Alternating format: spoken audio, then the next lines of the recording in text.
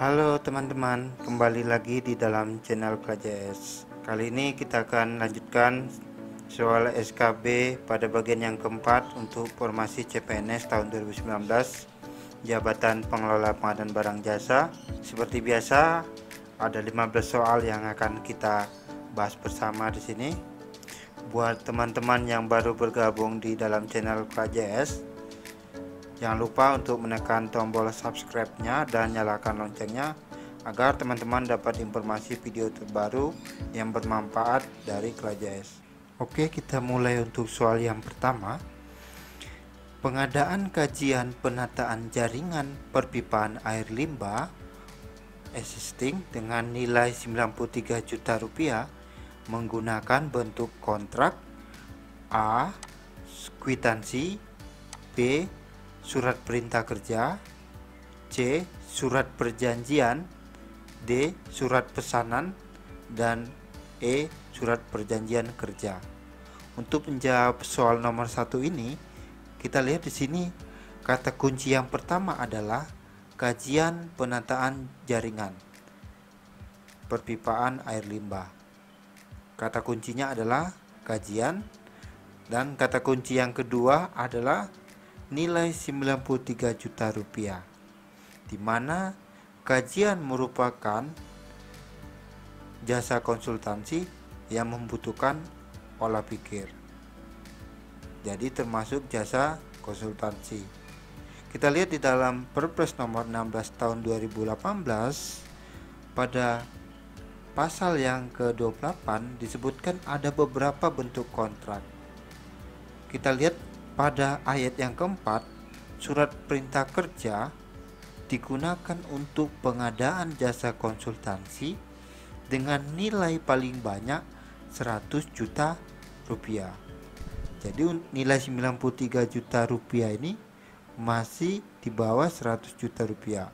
Artinya untuk kajian penataan jaringan perpipaan air limbah existing ini masih menggunakan bentuk kontraknya adalah surat perintah kerja. Jadi untuk soal nomor 1, jawaban yang benar adalah opsi yang B. Oke, lanjut soal nomor yang kedua. Untuk pekerjaan konstruksi terintegrasi, jaminan penawaran besarannya adalah A. 1% dari nilai HPS, B. 2% dari nilai total APS, C. 5% dari pagu anggaran, D. 2,5% dari pagu anggaran, dan yang E. 5% dari nilai total APS.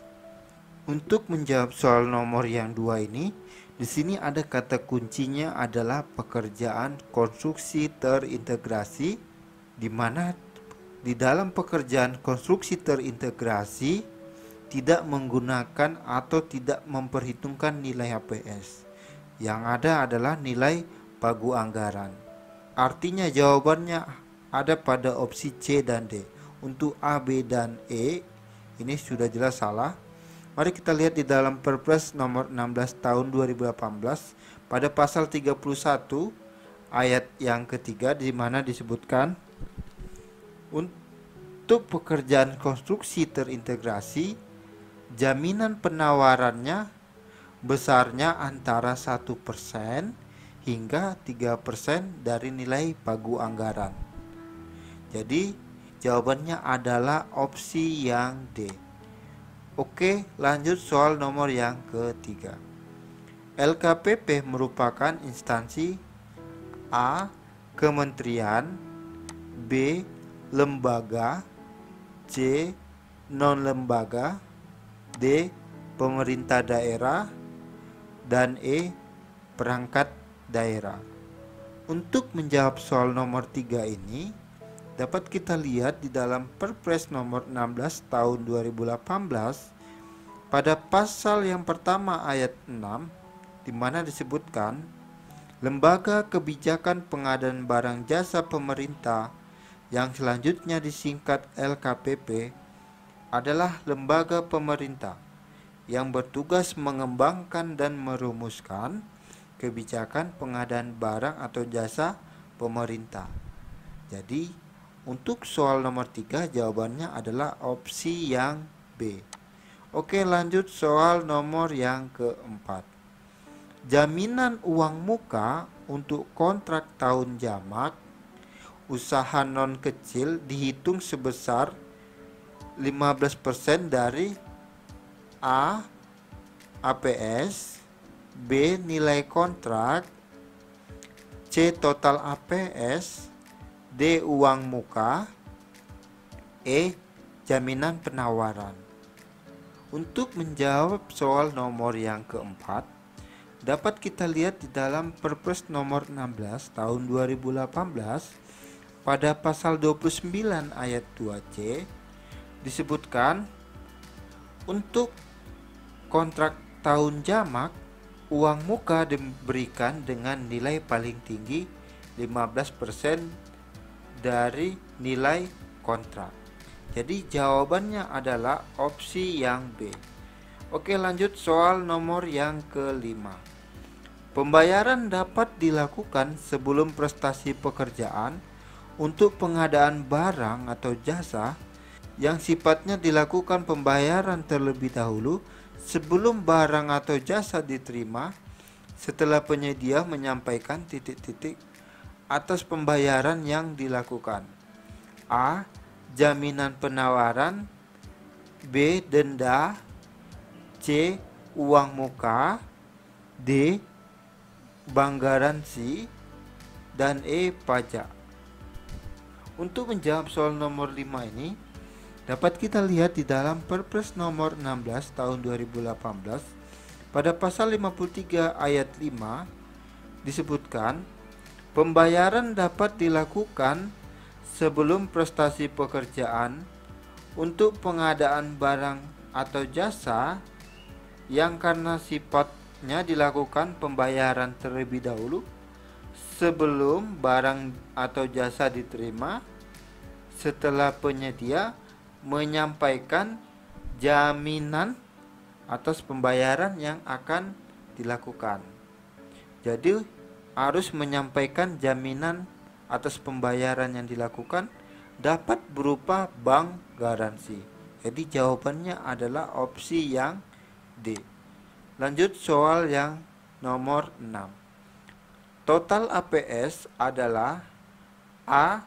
Hasil perhitungan APS plus PPN, B. HPS plus PPH, C. Hasil perhitungan HPS plus overhead, D. Pagu anggaran plus PPN, dan E. Pagu anggaran dikurang PPH. Untuk menjawab soal nomor 6, dapat kita lihat di dalam Perpres nomor 16 tahun 2018 pada pasal 26 ayat 4 disebutkan total APS merupakan hasil perhitungan HPS ditambah pajak pertambahan nilai. Jadi hasil perhitungan HPS ditambah PPN. Jawabannya adalah opsi yang A. Lanjut soal nomor yang ke-7. Memperkuat kapasitas kelembagaan dan sumber daya pengadaan barang jasa merupakan titik-titik pengadaan barang jasa. A. Prinsip, B. Kebijakan, C. Tujuan, D.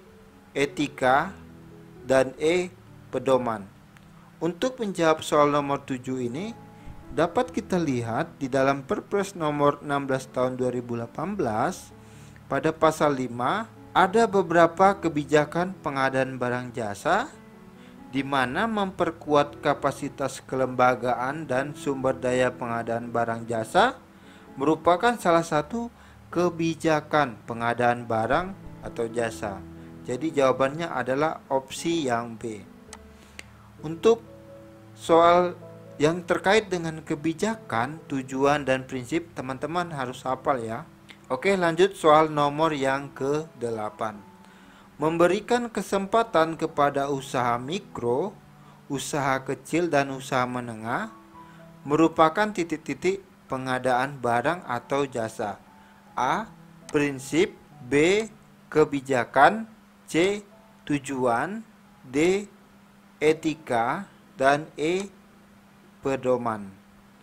Untuk menjawab soal nomor yang ke-8 ini, dapat kita lihat juga di dalam Perpres nomor 16 tahun 2018 pada pasal yang kelima, di mana memberikan kesempatan kepada usaha mikro, usaha kecil dan usaha menengah merupakan kebijakan pengadaan barang atau jasa. Jadi jawabannya adalah opsi yang B.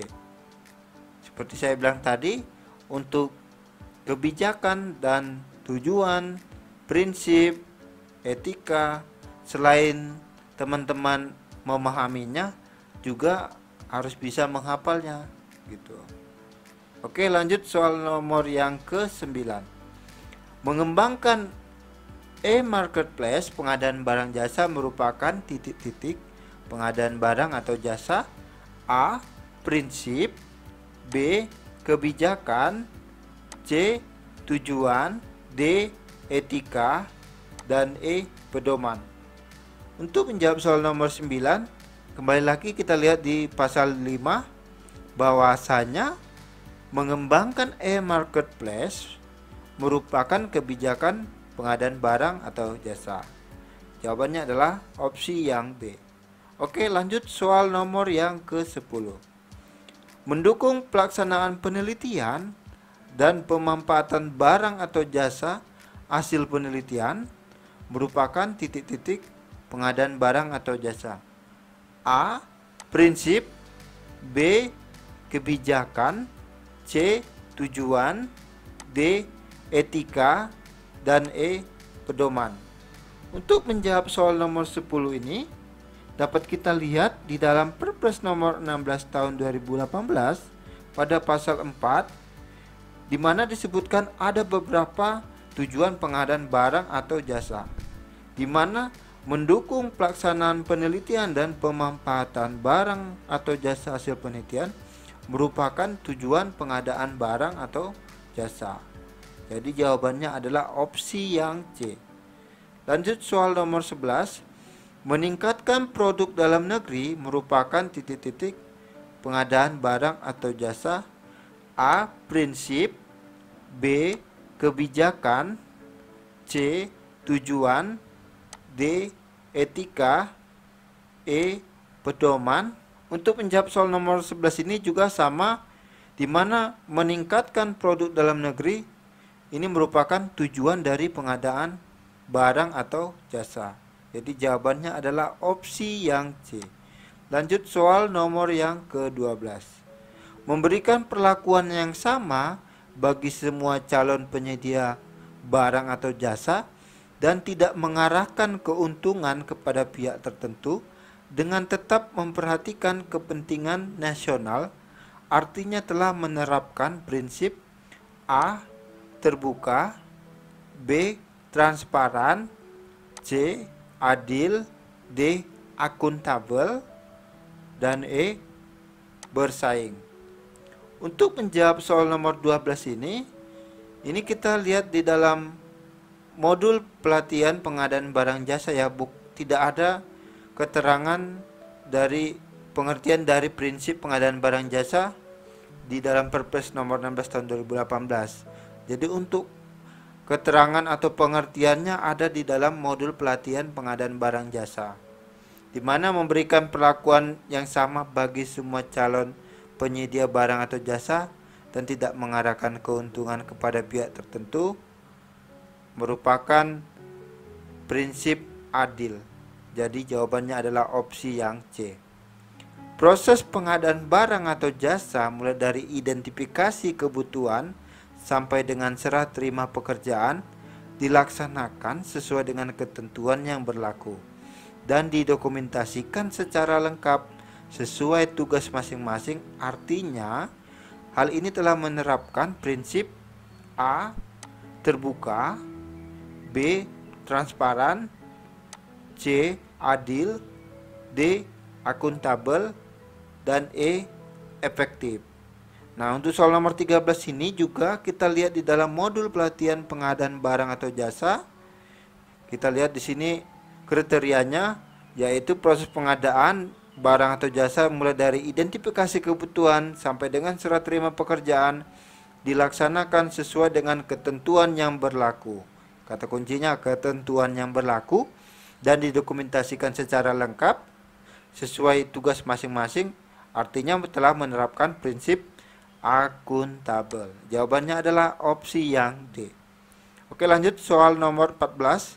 Pengadaan ATK dari beberapa dinas di Kabupaten X dikonsolidasikan menjadi paket pengadaan ATK Kabupaten X sehingga memiliki posisi tawar yang lebih baik dan mendapatkan potongan harga yang lebih besar dari penyedia. Hal ini telah menerapkan prinsip A. terbuka, B. transparan, C. efisien, D. akuntabel, dan E. efektif. Untuk menjawab soal nomor 14 ini juga kita lihat di dalam modul pelatihan pengadaan barang jasa, di mana kata kuncinya adalah mendapatkan potongan harga yang lebih besar. Jadi lebih efisien. Jawabannya adalah opsi yang C.